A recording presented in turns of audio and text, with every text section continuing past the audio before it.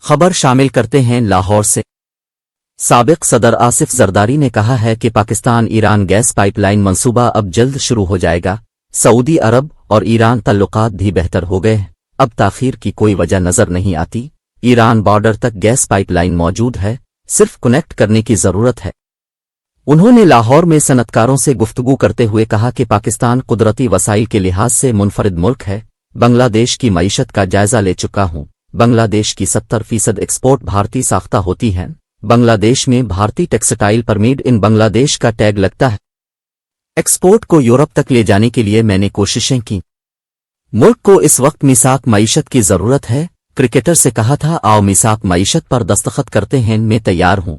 اس کو یہ بات سمجھ نہیں آئی۔